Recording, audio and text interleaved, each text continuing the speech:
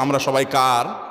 আল্লাহর। ওয়া ইন্না ইলাইহি, এবং আমাদের সবাইকে যেতে হবে আবার কার কাছে? আল্লাহর কাছে আবার যেতে হবে, তার সামনে দাঁড়াতে হবে। সেজন্য আমার রবের নির্দেশের বাইরে আমি চলবো না, তার নিষেধাজ্ঞাকে আমি লঙ্ঘন করব না।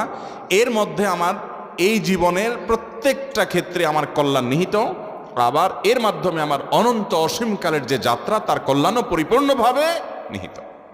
মোহতারাম হাজরিন, সেই রবের আনুগত্য, তার গোলামি, তার দাসত্ব যদি আমরা পরিপূর্ণভাবে করতে পারি, আমার নিজেকে যদি আমি সারেন্ডার করে দিতে পারি, আল্লাহর কাছে সমর্পণ করে দিতে পারি, আমি যদি প্রকৃত মুসলমান হই, নামে মুসলমান না হয়ে আমি যদি পরিপূর্ণভাবে আল্লাহর গোলামি করতে পারি, যে আল্লাহর আদেশ আছে, পৃথিবীতে আর কার আদেশ আছে বা নাই আমার দেখার দরকার নাই, কারণ আমি গোলাম আল্লাহর আর কারণ না।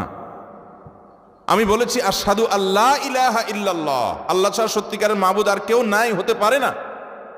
অতএব নির্দেশ আমি যদি তার পাই, তাহলে আর কারো নির্দেশ আছে কি নাই সেটা আমার দেখার কোনো